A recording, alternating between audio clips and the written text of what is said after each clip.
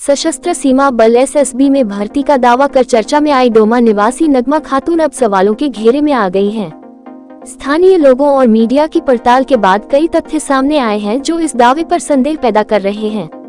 मिली जानकारी के अनुसार नगमा खातून ने हाल ही में अपने परिचितों और कुछ सोशल मीडिया प्लेटफॉर्मों पर यह जानकारी साझा की थी कि उनका चयन सशस्त्र सीमा बल एसएसबी में हो गया है। जैसे ही यह बात क्षेत्र में फैली, गांव और आसपास के लोग उन्हें बधाई देने पहुंचे। लेकिन जब मीडिया कर्मियों ने इस खबर की पुष्टि के लिए उनसे कुछ सवाल पूछे तो नगमा खातून जवाब देने से कतराने लगी। जब उनसे ये पूछा गया कि चयन से संबंधित कोई प्रमाण पत्र या ज्वाइनिंग लेटर दिखाएं, तो नगमा खातून के पास ऐसा कोई दस्तावेज नहीं मिला। उन्होंने सिर्फ इतना कहा कि मेरी भर्ती मेरे भैया ने कराई है।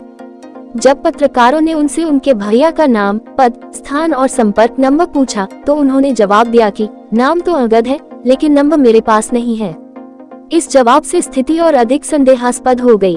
ग्रामीणों का कहना है कि नगमा का परिवार आर्थिक रूप से कमजोर है और उनके घर के हालात ऐसे नहीं हैं कि वह किसी सरकारी या अर्धसैनिक बल में चयन प्रक्रिया पूरी कर सके बिना किसी आधिकारिक दस्तावेज के। स्थानीय युवाओं ने भी इस प्रकरण पर अपनी प्रतिक्रिया दी है। उनका कहना है कि अगर नगमा खातून वास्तव में एसएसबी में चयनित हुई हैं, तो उन्हें पारदर्शिता के साथ नियुक्ति पत्र, ट्रेनिंग सेंटर का विवरण या एडमिट कार्ड दिखाना चाहिए। वहीं प्रशासनिक सूत्रों का कहना है कि सशस्त्र सीमा बल में भर्ती की प्रक्रिया अत्यंत सख्त और पारदर्शी होती है, जिसमें लिखित परीक्षा, शारीरिक परीक्षा, दस्तावेज सत्यापन और मेडिकल टेस्ट के बाद ही उम्मीदवार का चयन होता है। किसी व्यक्ति का बिना प्रमाण पत्र इस तरह दावा करना भ्रामक सूचना फैलाने की श्रेणी में आ सकता है। इस मामले पर क्षेत्र में चर्चा का माहौल है।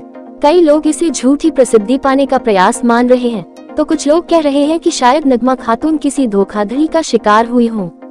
अब देखना यह है कि नगमा खातून अपने दावे को सच साबित करने के लिए क्या सबूत पेश करती है या यह मामला सिर्फ चर्चा तक सीमित रह जाएगा।